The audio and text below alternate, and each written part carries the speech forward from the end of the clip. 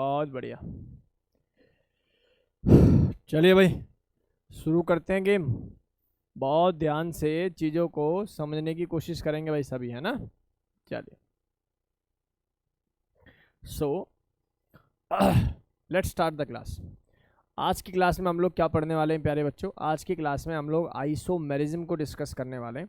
बड़ा ही simple topic है, बड़ा ही मज़ेदार टॉपिक है। इवन ऑर्गेनिक केमिस्ट्री होती ही सुंदर है।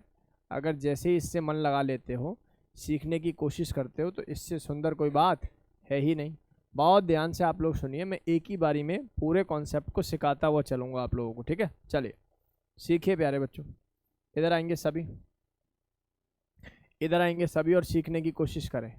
इधर देखें भाई सभी, एक टर्म जिसका नाम है आइसोमेरिज्म, एक टर्म जिसका नाम है आइसोमेरिज्म। इधर देखो, आइसोमेरिज्म जब भी आगे लगता है ना, मेरिज्म, मेरिज्म का मतलब होता है फिनोमिना।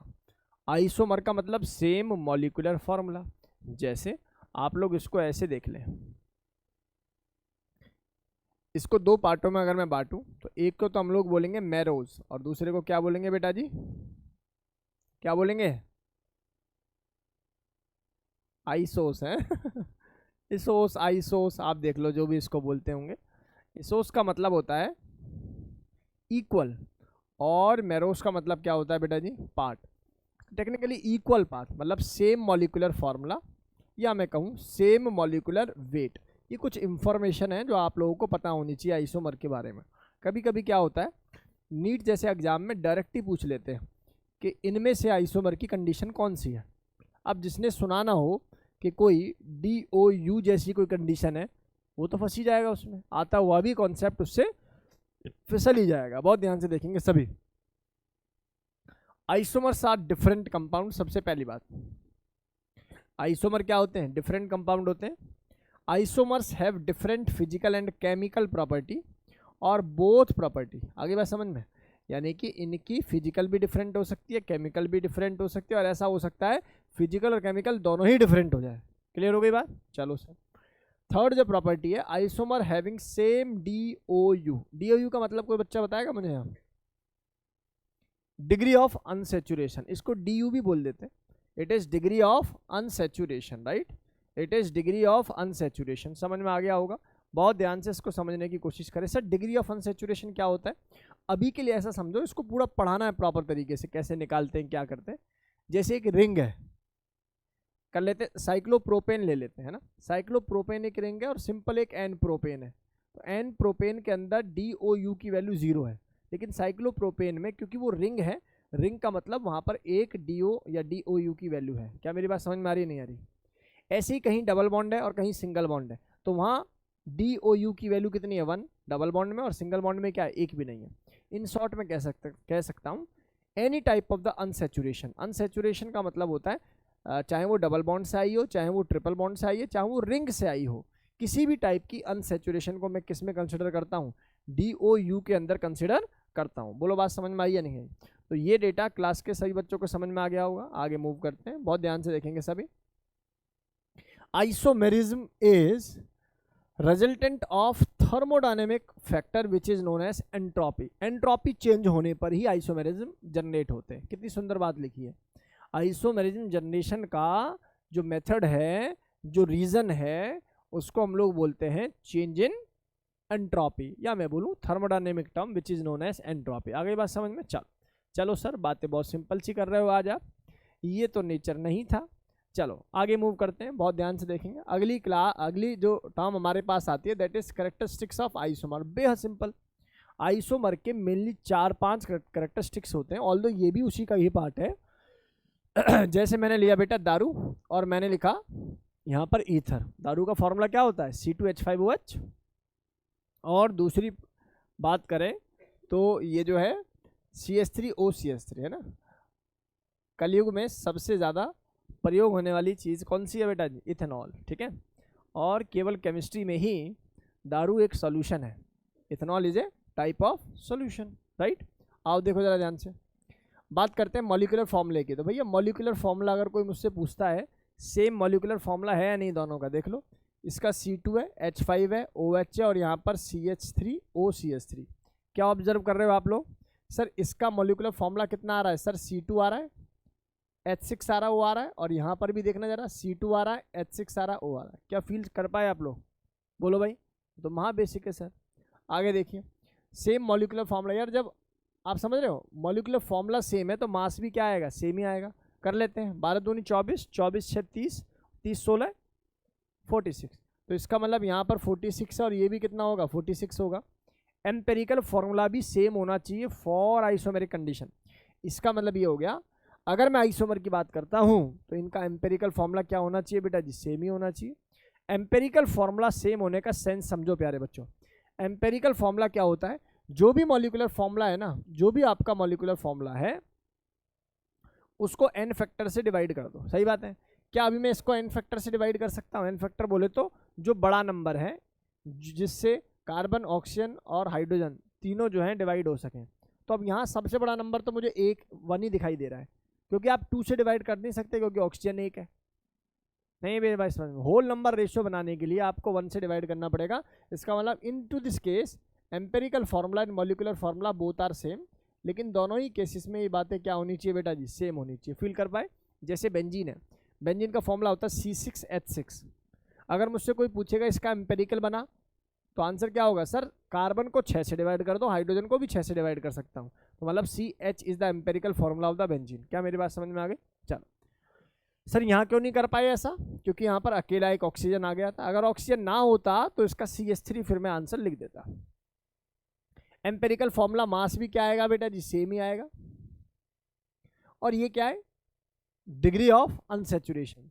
बेटा जी आप बताइए क्या इस कंपाउंड में कोई डबल बॉन्ड नजर आ रहा है या रिंग नजर आ रही है? आप कहोगे नहीं है।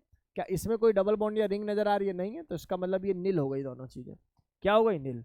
अब पता देखो नेचुरल जो बातें हैं वो कुछ ऐसी हैं प्यारे बच्चों, बहुत ध्यान से सुनना। मैं क्या कह रहा हूँ, मैं कह रहा हूँ ये बात सही है, सुनने में अच्छी लगती है कि जो डबल बॉन्ड इक्विवेलेंस है या सुनने में अच्छी लगती है कि भैया दोनों कंपाउंड का फिजिकल केमिकल प्रॉपर्टी अलग होगी, लेकिन पहचानेंगे कैसे? यार दोनों ही लिक्विड है, ईथर भी लिक्विड है, कलरलेस है और दारू भी कलरलेस है। कैसे पहचाने कि इनमें से अलग अलग कंपाउंड कौन है? तो क्या करना चाहिए, मान लो ये मेरे पास एक मॉलिक्यूलर फॉर्मूला है और इससे मैंने 2 कंपाउंड बना दिए, एक का नाम एल्कोहल है और एक का नाम क्या है बेटा, ईथर। इससे पहले आप एक छोटी सी बात सर की समझ लीजिए बेटा जी। एक टर्म यूज होती है जिसका नाम है एक्टिव हाइड्रोजन, और ऑल्दो एक्टिव हाइड्रोजन एक अलग दुनिया है, लेकिन आप अभी के लिए कुछ बातों को सीख लीजिए सर की। क्या? FON, ठीक है ना, FON, फ्लोरीन ऑक्सीजन और नाइट्रोजन। तो फ्लोरीन ऑक्सीजन और नाइट्रोजन को अगर मैं देखूं, देखो जरा ध्यान से, इधर देखेंगे भाई सभी क्या कह रहा था मैं, एक्टिव हाइड्रोजन। एक्टिव हाइड्रोजन का मतलब होता है बेटा ऐसे हाइड्रोजन जो इन 3 एलिमेंट के साथ डायरेक्टली अटैच्ड हों, उनको मैं बोलता हूँ एक्टिव हाइड्रोजन। आगे बात समझ में, हाँ या ना? और एक्टिव हाइड्रोजन की पहचान तो बता दी कि फ्लोरीन ऑक्सीजन नाइट्रोजन और क्लोरीन इवन के साथ या sp3 sp2 आइबोडाइज या sp आइबोडाइज कार्बन के साथ लगा हुआ हाइड्रोजन होता है, राइट। अभी के लिए समझो फ्लोरीन ऑक्सीजन और नाइट्रोजन के साथ जुड़ा हुआ हाइड्रोजन क्या होगा, एक्टिव हाइड्रोजन। प्यारे बच्चों बहुत ध्यान से सुनो, एक्टिव हाइड्रोजन को मैंने फ्लोरीन ऑक्सीजन और नाइट्रोजन की फॉर्म में तो लिख दिया, लेकिन मुझे बताओ अगर मैं प्रैक्टिकलिटी में देखूं तो मुझे कैसे पता लगेगा कि इसके अंदर एक्टिव हाइड्रोजन है और नहीं है? तो इसका एक टेस्ट होता है, उसको मैं बोलता हूं आप इसके अंदर कोई भी रिएक्टिव मेटल डाल दो। अगर मैं इसके अंदर सोडियम डाल दूंगा तो बेटा H2 गैस रिलीज होगी कि नहीं होगी? पॉप साउंड के साथ पढ़ा है ना आप लोगों ने। मेटल जो होता है हाइड्रोजन के साथ या एसिड, भाई एसिड के साथ मेटल रिएक्ट करके H2 प्रोड्यूस करता है। उसका रीजन क्या है? उसका रीजन ये है कि उसके पास क्या होता है, एक्टिव हाइड्रोजन होता है। इसका मतलब ये हो गया, इसका मतलब प्यारे बच्चों ये हो गया कि मान लो मैंने बोला CH3 CH2OH है और इस पर अगर मैं क्या डाल दूँ, सोडियम मेटल डाल दूँ या रिएक्टिव मेटल डाल दूँ, सोडियम मेटल डाल लेते हैं, तो होगा क्या, at the last H2 gas यहाँ से रिलीज होगी और मुझे पता लग जाएगा। लेकिन यहाँ अगर मैं देखूँ और यहाँ मैं अगर कोई मेटल डाल दूँ तो क्या यहाँ H2 गैस रिलीज होगी? नहीं होगी सर। और उसका लॉजिक क्या है? क्योंकि यहाँ पर एक्टिव हाइड्रोजन नहीं है। क्या आप लोग इस मेथड से डिस्टिंग्विश कर पाए कि कौन एल्कोहल होगा और कौन ईथर होगा? नहीं, ये बात समझ में, गेम आ गया समझ में। तो मैंने एक स्टेप थोड़ा सा आगे चल के इसको पढ़ा दिया है कि एल्कोहल और ईथर को आंखों से देखकर नहीं बता सकता कौन एल्कोहल है कौन ईथर है, जब तक सूंघा ना जाए, ठीक है ना।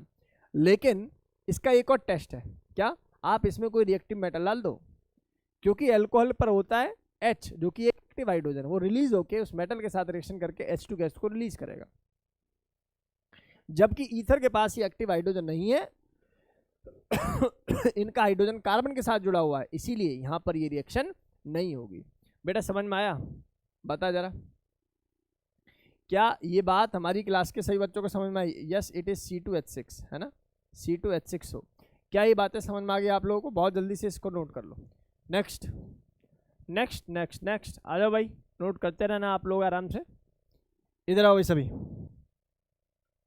अब यहाँ पर कुछ बातें मैं आप लोगों को बता रहा हूँ, बस अपने दिमाग में आप लोग रखेंगे। ये आइसोमर बिल्कुल ऐसा ही है जैसे इनऑर्गेनिक का आइसोमर होता है।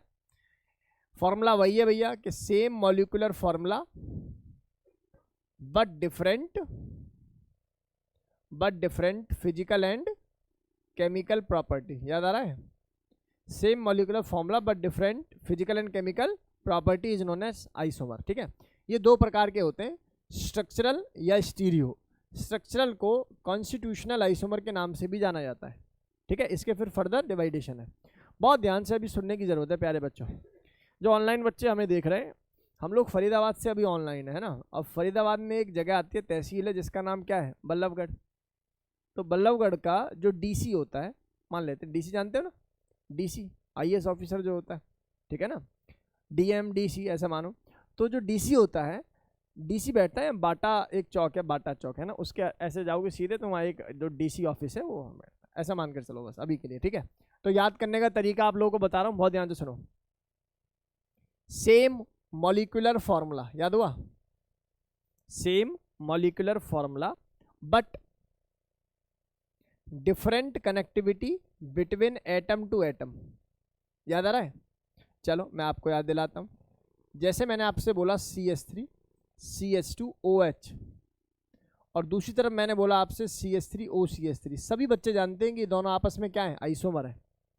एक चीज़ और जानो, इसमें ये कार्बन डायरेक्टली अटैच्ड है ऑक्सीजन और कार्बन के साथ, जबकि इसमें oxygen is directly attached with the hydrogen and carbon. Are you getting my words or not? It means the molecular formula is same, molecular mass is same, but the connectivity between the atom is different.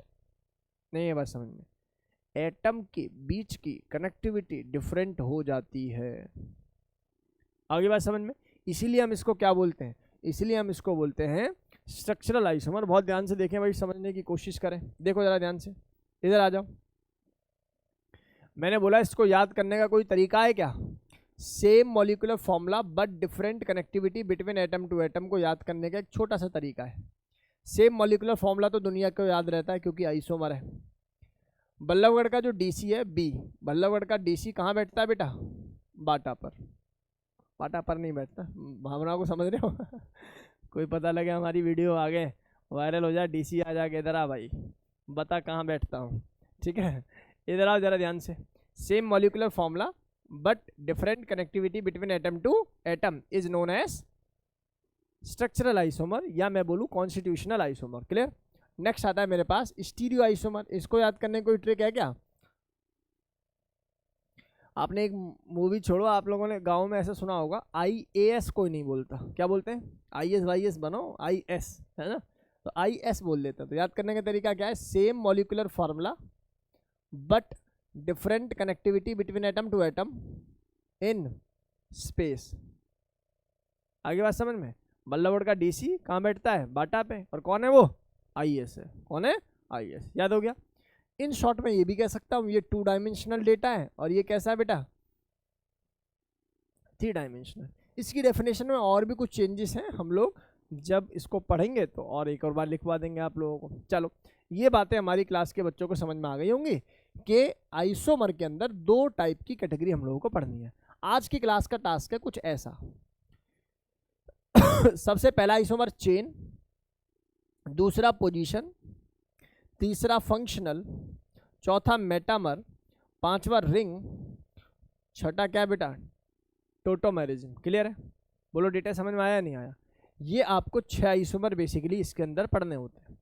क्या पढ़ने होते हैं? 6 isomer पढ़ने होते हैं। Trick बना ले जरा। चेन आइसोमर को क्या बोलेंगे? CI chain isomer. इसको क्या बोलेंगे? Position isomer. इसको क्या बोलेंगे? फंक्शनल, मेटामर, रिंग चेन, और लास्ट में क्या लिख देता हूँ? T लिख देता हूँ, टोटोमर, है ना। इसको याद करने का तरीका सुनो। मान लो एक दो कंपाउंड के अंदर ये कोई एक नहीं दो दो तीन तीन आइसोमर शो हो रहे हो, तो बताइए फिर किसको प्रायोरिटी मानकर चलेंगे, वो सीखो। देखो याद करने का बड़ा सिंपल सा मैंने एक तरीका बनाया। मान लेता हूँ कि मेरा एक मूड है, एक सपना है कि मेरा जो घर होना चाहिए ना वो CP में होना चाहिए। CP बोले तो कनॉट प्लेस, दिल्ली। बहुत महंगी मतलब वो है, वहाँ पे ज़मीन है।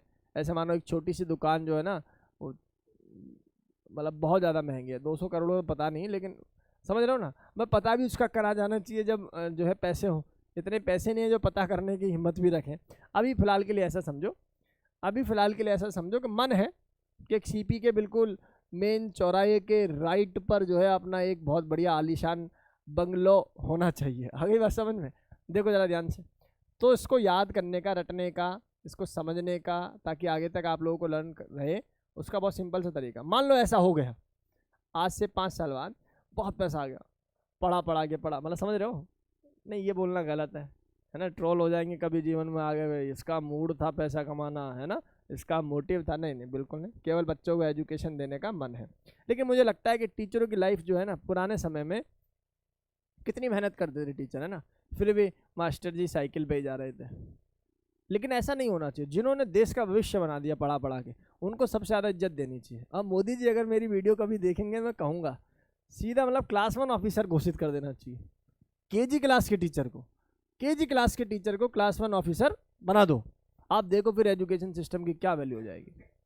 टीचरों की जितनी वैल्यू बढ़ेगी उतनी ज़्यादा देश की वैल्यू बढ़ेगी। फैक्ट है ये। मैं इसलिए ये नहीं कह रहा कि मैं टीचर हूँ, मैं तो हो सकता है कल को अपना व्यवसाय बदल दूँ, लेकिन मैं नॉर्मल बता रहा हूँ आप लोगों को, ये फैक्ट बात है। चलो फिलहाल के लिए याद करने की ट्रिक समझो। बहुत बातें हो गई। मान लो कि सर बहुत पैसे वाले हो गए और जो है एक अच्छी जगह पे मकान ले लिया, जिसको बोलते हैं कि CP, है ना। चलो याद करने की तरीका, तुम पूछ रहे हो, एड्रेस पूछ रहे हो कि सर आप कहाँ रहते हो, तो मैं बोलूँगा देख बेटे, राइट फ्रॉम CP, CP से राइट हो जाना। आगे बात समझ में? ये देखो, रिंग चेन को सबसे ज़्यादा प्रायोरिटी दी जाती है, उसके बाद टोटोमर, उसके बाद functional, then meta, then chain, then position. ठीक है, मेटामर, मीजोमर। क्या मेरी बात समझ में आई आप लोगों को? गेम आगे समझ में? और चेन और पोजीशन में से प्रायोरिटी किसकी? चेन की। किसकी? चैन की। चैन की प्रायोरिटी सबसे ज़्यादा। आगे बात समझ में? चलो तो गेम समझ में आ गया। एक होता है कन्फर्मेशनल आइसोमर, एक होता है कन्फिगरेशनल आइसोमर। कन्फर्मेशनल में हम लोग पढ़ते हैं रोटामर को पढ़ते हैं। अभी आप लोगों को आगे कभी सीखोगे तो रोटामर का गेम आपको सिखाएंगे। अभी के लिए समझो, कन्फिगरेशनल आपको पढ़ना है, जिसमें जिमेट्रिकल आइसोमर और ऑप्टिकल आइसोमर होते हैं। Optically active, optical inactive. Geometrical में सिस, ट्रांस, ई, जेड, सिन, एंटी, ये सारे आइसोमर्स को हम लोग डिस्कस करेंगे। चलो भाई इधर आ जाओ, सीधा सीधा सीधा गेम इधर आ जाना चाहिए। सभी बच्चों का ध्यान यहाँ बोर्ड पर हो। अब मैं गेम सिखाने जा रहा हूँ ताकि आप लोग नंबर ऑफ क्वेश्चंस कर पाएं। देखिए, चेन आइसोमर में सेम मॉलिक्यूलर फॉर्मूला होगा। जब मॉलिक्यूलर फॉर्मूला सेम होगा तो मुझे बताइए, क्या सेम मॉलिक्यूलर फॉर्मूला मास भी नहीं होगा? होगा कि नहीं होगा दो कंपाउंड का? इसके बाद चेन आइसोमर में सेम फंक्शनल ग्रुप, या मैं बोलूं डबल बॉन्ड या triple bond, same number of functional group, same double bond या ट्रिपल बॉन्ड होंगे। इसमें फिर डिफरेंट क्या होता है? इसमें डिफरेंट होता है different number of carbon in main chain. Main chain में नंबर ऑफ कार्बन क्या होते हैं? डिफरेंट होते हैं। भाई कोई बच्चा ऐसा तो नहीं बैठा जिसने 10th में ये ना सीखा हो कि ये वाला पार्ट कार्बन है, ये भी कार्बन है, ये भी कार्बन है, ये भी कार्बन है, ये भी कार्बन है। कार्बन की वैलेंसी 4 होती है, इसलिए यहाँ पर हाइड्रोजन कितने लगाने पड़ जाएंगे आपको? 3। मान लो ये डबल बॉन्ड होता तो यहाँ पर हाइड्रोजन कितने लगाने पड़ जाएंगे? 1-1 लगाना पड़ जाएगा। ऐसे ही अगर मैं इसको ऐसे लिख देता, ऐसे, तो सर यहाँ भी कार्बन है, यहाँ भी कार्बन है और यहाँ भी कार्बन है। बिल्कुल कॉर्नर पॉइंट पे कार्बन हो जाए तो फिर इससे पहले भी एक कार्बन आप लोगों को लिखना पड़ता। मान लो इसको मैं ऐसे लिख दूंगा तो मतलब फिर कोई कार्बन बीच में कार्बन है। आगे बात समझ में, ऊपर नीचे ही कार्बन है, बीच में कोई कार्बन यहाँ पर नहीं होगा। बहुत ही बेसिक सी बात है, समझा रहा हूँ मैं आप लोगों को, बेसिक समझ में आ गया होगा। यहाँ आ जाओ पोजीशन आ जाओ। पोजीशन में ऑब्वियसली मॉलिक्यूलर फॉर्मूला दो कंपाउंड का क्या रहेगा, सेम।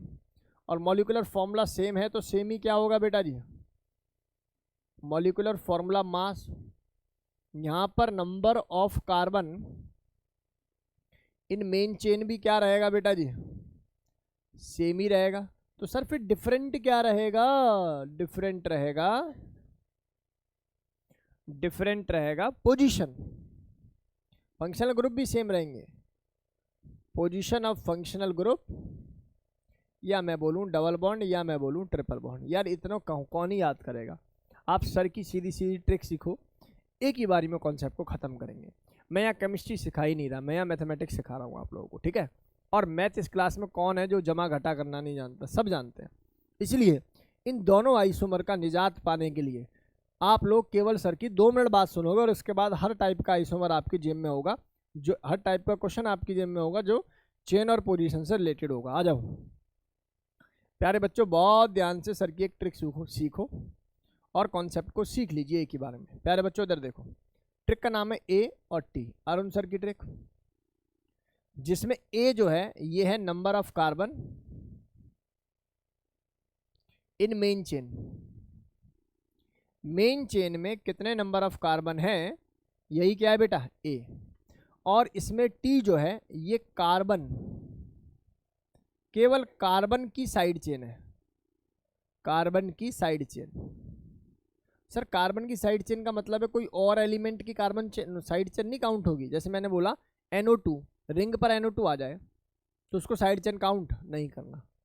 आगे बात समझ में, रिंग पर CH3 आ जाए, C2H5 आ जाए, CH2 आ जाए तो उसको काउंट करना है। आगे बात समझ में। अगर दो कंपाउंड की, कंपाउंड नंबर 1 ये कंपाउंड नंबर 2, इसकी जब मैंने AT की वैल्यू निकाली और इसकी जब मैंने AT की वैल्यू निकाली, A और T जो भी आएगा उसको ऐसे लिख देना A इंटू T, AT है ना। अगर ये वैल्यू बराबर ना आए, डिफरेंट आए, D फॉर डिफरेंट, तो D से पहले क्या आता है बेटा, चैन आता है। बोलो गेम समझ में आया नहीं आया। कौन सा आइसोमर होगा देन यूवी का, चेन आइसोमर।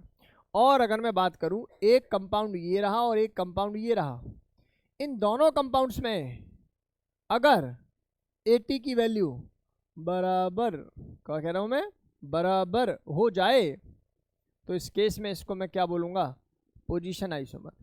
बोलो एक ही बारी में गेम समझ में आया क्या। सर मज़ा नहीं आ रहा, बहुत ध्यान से सुनो, अभी 2 मिनट रुको बस।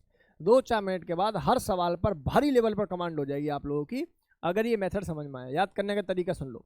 क्या बोल रहे हैं सर, सर बोल रहे हैं ए का मतलब है number of carbon in the main chain. आपको मेन चेन पहचाननी आनी चाहिए भाई। टी क्या है, नंबर ऑफ साइड चेन। कि मान लो एक CH3 ऊपर एक CH3 नीचे, इसका मतलब 2 क्या हो गई, साइड चेन हो गई। ए की वैल्यू 5 आई, 2 साइड चेन आई, तो अब आंसर हो गया 52, 5 and 2, A and T, clear. दूसरे में भी ऐसी 52। अगर दोनों में बराबर वैल्यू आ रही है तो बोलूंगा सर पोजीशन आइसोमर है, खत्म करो भाई। दोनों की पोजीशन बराबर है ना, दोनों की AT की वैल्यू बराबर, मतलब पोजीशन बराबर, पोजीशन बराबर, पोजीशन। और अगर डिफरेंट आ गए तो D फॉर डिफरेंट, D से पहले क्या आता है, C, मतलब चेन आइसोमर। याद हुआ नहीं हुआ, ट्रिक समझ में आई, सीधी सीधी मैथमेटिक्स है। अभी सवाल करेंगे तो गेम समझ में आएगा। एक बार इस वाले पार्ट को नोट कर लो जल्दी से इसको। चलिए जी नेक्स्ट देखेंगे सभी, दिखाना सर। चलो भाई इधर देखेंगे सभी बच्चे। श्रवण बहुत ध्यान से देख बेटा, देख मैं क्या कह रहा हूँ, मैं आप लोगों से कह रहा हूँ कि मेरे पास ये 2 कंपाउंड नज़र आ रहे हैं, ठीक है। अब 2 कंपाउंड नज़र आ रहे हैं, मुझे बताइए मेन चेन में कितने कार्बन हैं। आप कहेंगे सर मेन चेन में कार्बन है कितने, 4। तो A की वैल्यू क्या हो गई बेटा, 4 हो गई। और T क्या होती है, साइड चेन। इसकी कोई साइड चेन नज़र आ रही है आपको, नहीं। सर OH को साइड मान लो, क्यों मान लूँ, ओनली कार्बन बोला है तो इसका मतलब इसको क्या मानना पड़ेगा मुझे। गेम आ गई समझ में, यहाँ आ जाओ। मेन चेन में कितने कार्बन हैं, 3। सर मेन चेन को पहचानने के लिए भैया IUPAC का थोड़ा थोड़ा ज्ञान 10th वाला होना तो चाहिए। तो यहाँ से वैल्यू क्या आ जाएगी, 3। और T की वैल्यू कितनी आ जाएगी बेटा, इसमें साइड चेन कितनी है, 1। तो भाई 80 देखेंगे तो ये 4040 आ रहा है, और यहाँ पर 80 देखेंगे तो कितना आ जाएगा 31। दोनों बराबर है या सेम है? मतलब सेम है या डिफरेंट है? डिफरेंट है। अगर ये डिफरेंट है तो ये दोनों ही आइसोमर कैसे आइसोमर हो गए बताओ? सर अगर डी फॉर डिफरेंट और डिफरेंट से पहले क्या आता है सी, डी से पहले क्या आता है सी, तो कैसे आइसोमर हो गए बच्चों? ये चेन आइसोमर हो गए। बोलो गेम समझ में आ गया सभी को? कितने बच्चों को बात समझ में आ गई? Raise your hand. कितने बच्चों को बिल्कुल पैरामीट्रिक सेंस क्लियर है कि हो क्या रहा है? चलो इसके बाद अगला सवाल देखिए। आप देखेंगे सिंपल मैथमेटिक्स सिखा दिया मैंने आप लोगों को। बताओ मेन चेन तो यही होगी ना 6 कार्बन की, तो मतलब ए की वैल्यू क्या होगी दोस्त? 6, और टी की वैल्यू साइड चेन कितना? एक कार्बन ये एक कार्बन ये, तो इसका मतलब कितनी साइड चेन है मेरे भाई? 2। एक साइड चेन ये एक साइड चेन ये। यहाँ आ जाओ, यहाँ ए की वैल्यू क्या हो जाएगी यशवीर? 6, और टी की वैल्यू क्या हो जाएगी? अब गधा बच्चा क्या क्या कर सर 2 हो जाएगी। अरे गधो, मैंने बोला नंबर ऑफ साइड चेन, माना कि 2 कार्बन की एक साइड चेन है, इसका मतलब यहाँ पर ये वैल्यू कितनी हो जाएगी? 1। बोलो बात समझ में आई क्या? यहाँ आ जाओ, यहाँ देखूंगा तो ए की वैल्यू कितनी हो जाएगी सर? 6, और टी की वैल्यू कितनी हो जाएगी? 2। यहाँ आ जाओ, यहाँ देखेंगे तो ए की वैल्यू कितनी हो जाएगी? अगेन 6, और टी की वैल्यू कितनी हो जाएगी सर? टी की वैल्यू हो जाएगी 2। यहाँ देखो ए की वैल्यू कितनी हो जाएगी? आप एक 6, और टी की वैल्यू कितनी हो जाएगी? 2। आप मुझे बताइए क्या तुम्हें ये 62 नज़र आ रहा है? क्या तुम्हें ये भी 62 नज़र आ रहा है? कोई मुझसे पूछता कि डी और ई में क्या रिलेशन है? अगर दोनों होंगे बराबर तो पोजीशन होगी बराबर, और दोनों पोजीशन बराबर तो मतलब पोजीशन आइसोमर। बोलो गेम समझ में आ गया? भाई माथा लगाने की जरूरत पड़ी है कि भाई देखें किसकी पोजीशन कहाँ है? कोई माथा लगाने की जरूरत नहीं है। बोलो गेम समझ में आ गया? कोई तुमसे पूछे कि बी और सी का क्या रिलेशन है, तो आप कहेंगे सर बी है 61 और भाई है 62, ये दोनों बराबर नहीं है, मतलब कैसे आइसोमर हो गए? कोई पूछे ए और सी का क्या रिलेशन है, 62 ये रहा और 62 ये रहा, again it is position isomer. कोई पूछे ए और बी का क्या रिलेशन है, तो सर ए रहा 62 और बी रहा 61, इसका मतलब डिफरेंट, तो कौन सा आइसोमर हो गया? Chain isomer. बोलो कितने बच्चों को बात एक ही बारे में समझ में आई? रेजर है कि सर बात बिल्कुल क्लियर है, कोई दिक्कत नहीं। ऑनलाइन वाले स्टूडेंट बताएं जरा, ऑनलाइन वाले स्टूडेंट बताएं भाई, क्या ये गेम समझ में आया आप लोगों को? बोलो बोलो बोलो, डेटा समझ में आ गया? कैसे चेन, कैसे position isomer, simple mathematics use करनी है हम लोगों को, राइट? आओ अगला देखो, मुझे बताइए इसमें कितने मेन कार्बन नजर आ रहे हैं चेन में? सर कभी भी फ्यूज रिंग आ जाती है, स्पाइरो बाईसाइक्लो कंपाउंड आ जाए, स्पाइरो है ना, स्पाइरो या बाईसाइक्लो कंपाउंड आ जाते हैं जिनमें 1 या 2 कार्बन कॉमन हो रिंग के। अब ये वाला कार्बन कॉमन कार्बन काउंट होगा कि नहीं काउंट होगा? इस वाली रिंग में भी, इसमें, तो सारे कार्बन काउंट कर लो एक ही बारी में, without doing any numbering. Numbering देने की कोई आवश्यकता नहीं है, सीधे सीधे काउंट करो। चलो करो, क्या बोलोगे सर? 1 2 3 4 5 6 7 8, तो ए की वैल्यू कितनी होगी दोस्त? 8। और साइड चेन बता दो जरा।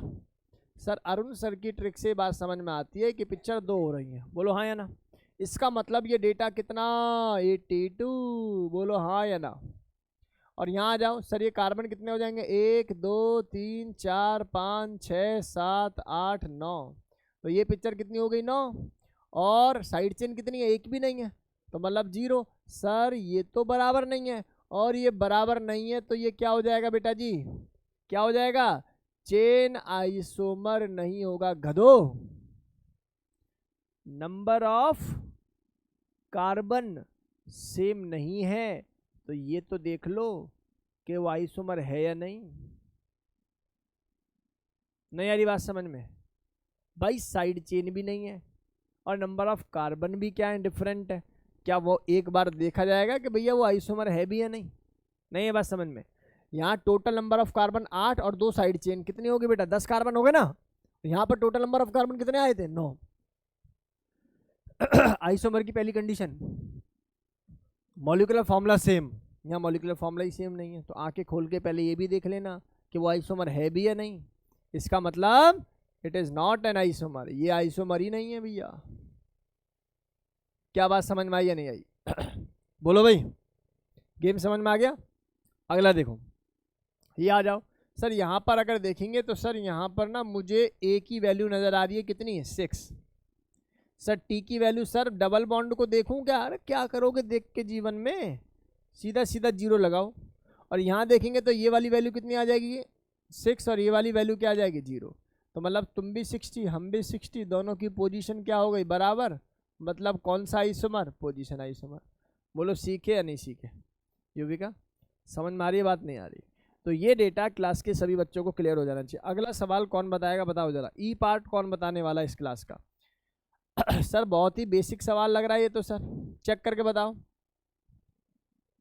सर नंबरिंग यहाँ से दे यहाँ से दे, क्या ही फर्क पड़ना है, कहीं से दे दे अभी के लिए तो, क्योंकि जब आईपीएससी सिखाएंगे तो समझ में आएगा। अभी तो आइसोमेरिज्म कर रहे हैं, ऐसा मानकर कर रहे हैं कि पहली बार ऑर्गेनिक केमिस्ट्री की क्लास आप लोग अटेंड कर रहे हो। चलो बताओ कितना आ जाएगा जी? सर नंबरिंग चलो तरीके से दे दें तो 1 ये 2 ये 3 4 ये 5 ये 6, तो ए की वैल्यू क्या हो गई बेटा 66, और टी की वैल्यू कितनी हो जाएगी 1, क्योंकि एक ही साइड चेन है, हाँ या ना?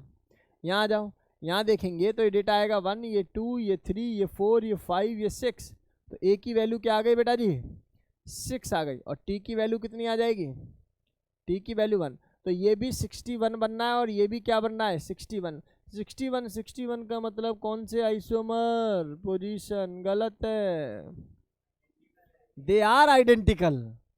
Y they are identical? आप देखो थर्ड नंबर पर ही साइड चेन है, और यहां भी थर्ड नंबर पर ही क्या है साइड चेन है। नहीं बस समझ में, दे आर आइडेंटिकल। सर नहीं समझ में आ रहा सर, फिर आपने ये क्यों नहीं बोले आइडेंटिकल? भैया आइडेंटिकल इसलिए नहीं बोले क्योंकि किसी में कार्बन कम थे, किसी की पोजीशन डिफरेंट थी। नहीं बात समझ में?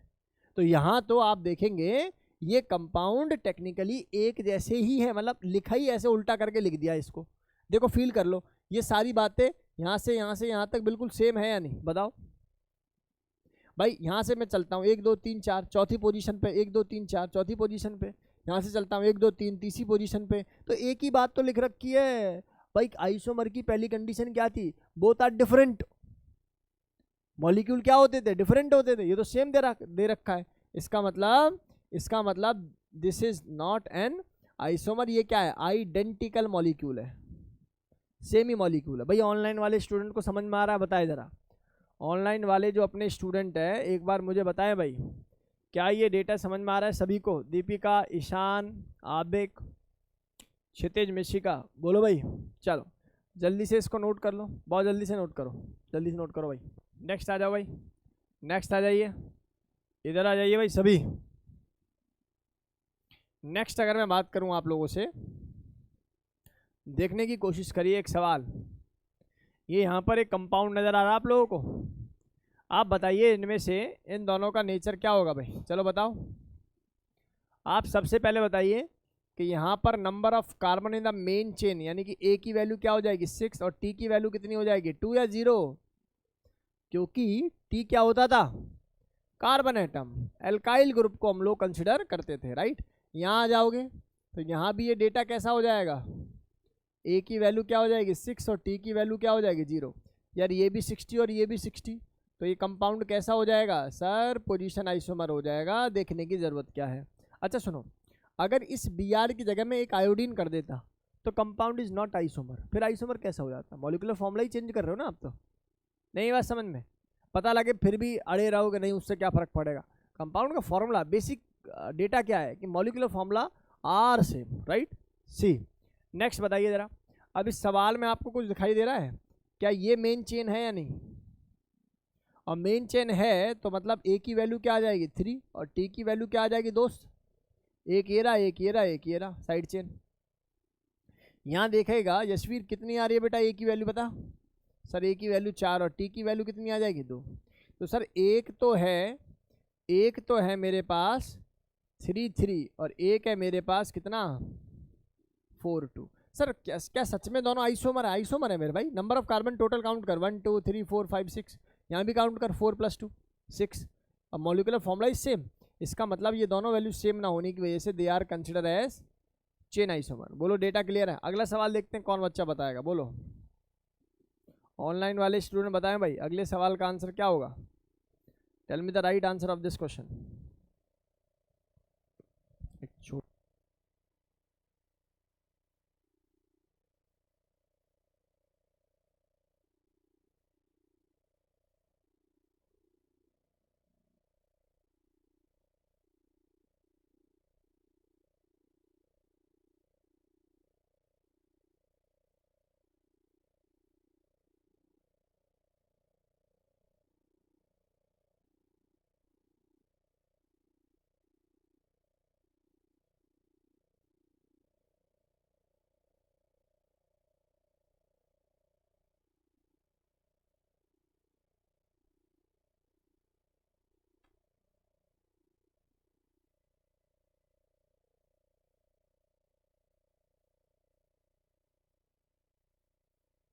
बताइए क्या आंसर होगा। 2000 विद आइडेंटिकल, रेजर हैंड। जो कह रहे हैं सर आइडेंटिकल होगा, और जो सी के साथ है सर, सी का मतलब समझ रहे हो, चेन आइसोमर के साथ है जो, बोलो। चेन के साथ कोई भी नहीं है, एक भी नहीं कह रहा, एक आया। हाँ बिना आए तो रहेगा नहीं, कोई ना कोई एक तो बैठा ही होगा। देखो यार कंसर्न ये है कि आप नंबरिंग कहाँ से दे रहे हो, 1, ये 2, ये 3, 4, 5, या तो ऐसे दे दो या फिर 4, 5 ऐसे दे दो, कोई फर्क नहीं पड़ना। इसको देखें तो ए की वैल्यू क्या नज़र आ रही है सर, 5, और बी की वैल्यू क्या नज़र आ रही है, एक साइड चेन, मतलब बी कह रहा हूँ, इसको क्या बोलना चाहिए, टी की वैल्यू क्या नज़र आ रही है आप लोगों को, 1। यहाँ आ जाओ सर, यहाँ भी वैल्यू क्या है, 1, ये 2, ये 3, ये 4, ये 5। तो सर यहाँ ए की वैल्यू क्या आ रही है, 5, और बी की टी की वैल्यू क्या आ रही है आप लोगों के पास यहाँ पर, ये ए की तो चेन है 1। सर ये भी 51, ये भी 51, लेकिन नहीं होगा। Reason sir both are identical. Number 1 पे डबल बॉन्ड, नंबर 1 पे डबल बॉन्ड, नंबर 3 पर सब्स्टिट्यूशन, नंबर 3 पर सब्स्टिट्यूशन, और same kind of the substitution is there, yes or no. इसका मतलब it is also consider as identical. ये identical molecule है, कोई आइसोमर नहीं है। आ जाओ भाई अगला सवाल बताओ, महा बेसिक सा सवाल है, जल्दी से बता दो। अगला सवाल बता दीजिए, बताओ जल्दी से, ऊपर वाला सवाल बता दीजिए। आप मुझे बताइए, क्या मैं मेन कार्बन चेन इसको मान लूँ? ऑब्वियसली सर इसी को मानोगे। तो यहाँ पर ए की वैल्यू कितनी नज़र आ रही है, 6, और टी की वैल्यू कितनी नज़र आ रही है, 1। किसी को 3 तो नज़र नहीं आ रही कि 3 कार्बन है तो 3 लिख दो। यहाँ देखो जरा, यहाँ ए की वैल्यू कितनी नज़र आ रही है, 6, और यहाँ टी की वैल्यू कितनी नज़र आ रही है, 2। इसका मतलब एक 61 है तो दूसरा क्या है, 62। डिफरेंट का मतलब कौन सा आइसोमर चेन। सीख पाए या नहीं सीख पाए? अच्छा सच्ची सच्ची बताओ, माथा लग रहा है इसको करने में? नहीं लग रहा ना? लग रहा है इसको माथा? इजीली सॉल्व हो रहे हैं ना, क्योंकि मैथमेटिक्स आ गई, और मैथमेटिक्स का भी बहुत बेसिक एडी सब्ट्रैक्ट और वही देखना है कैसे लगना है। ठीक है बेटा, आगे आ जाओ, अगला आ जाओ। अगला सवाल जो बच्चा बताएगा अतिशय प्रिय बच्चा होगा भाई। सोचो, ऑनलाइन वाले स्टूडेंट बताएं भाई, किसको मेन चेन काउंट करोगे इसमें, बोलो यार जल्दी बोलो, किसको मेन चेन काउंट करोगे? आप एक बोल बता, अब एक बोलो, किसको मेन चेन काउंट करोगे? यहाँ सर मेन चेन है इसमें, ये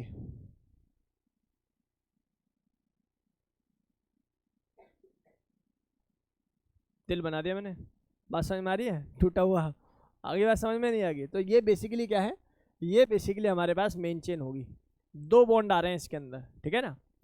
और यहाँ पर मेन चेन क्या होगी बता सर, यहाँ पर मेन चेन ये होगी।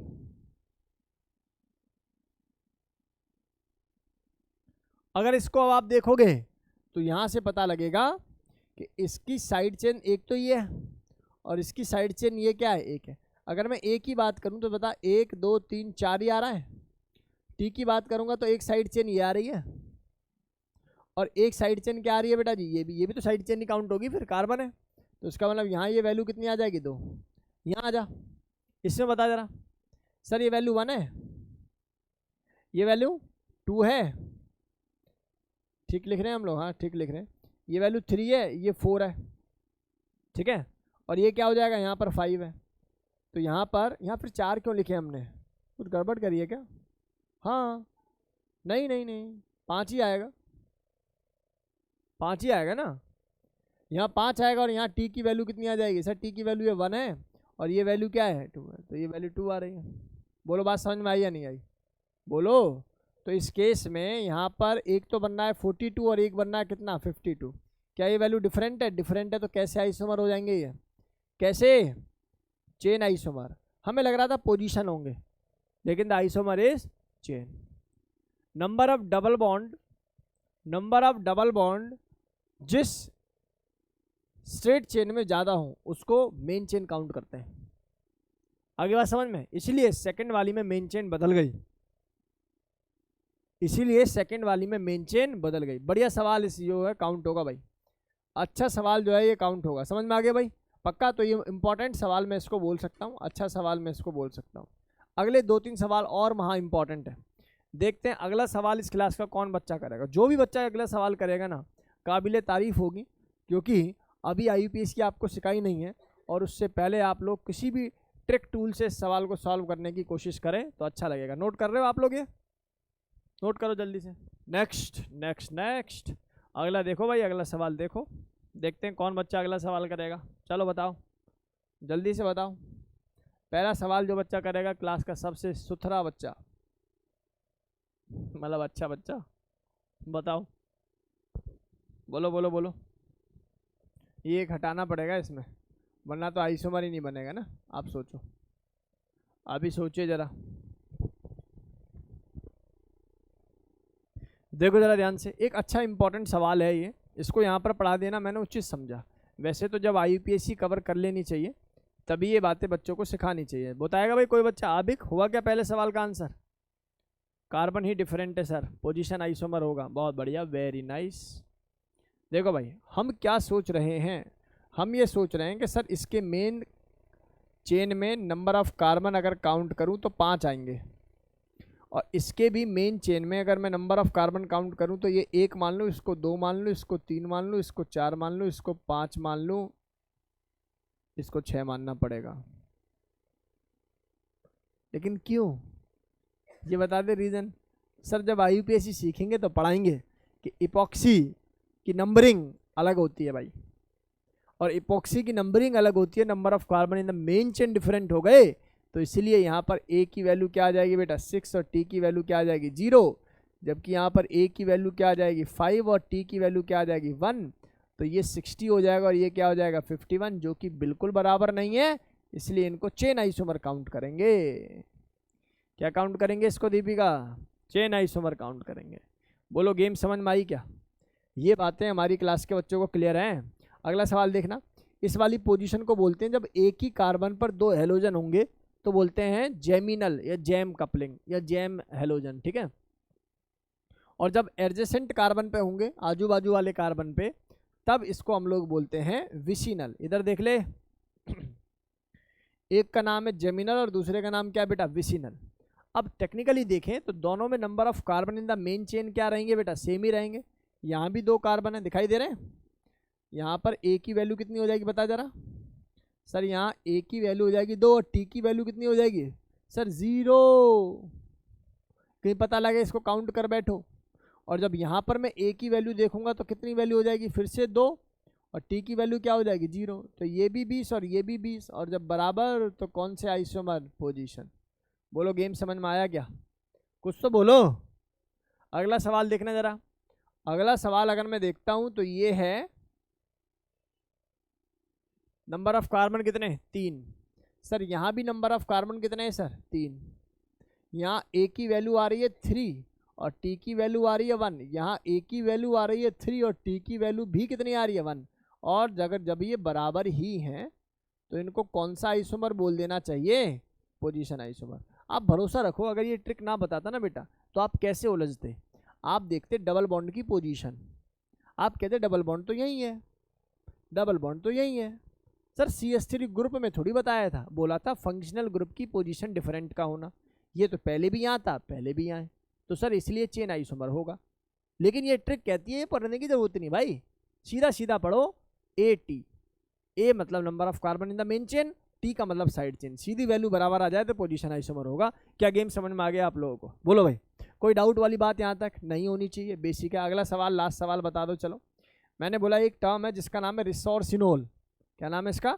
रिसोर्सिनोल। जब लैब में जाओगे, छोटे छोटे लाल कलर के जो है ना वो पत्ते टाइप के, छोटे पत्ते टाइप के होते हैं उसके अंदर। कैसे समझाऊँ मैं उसको?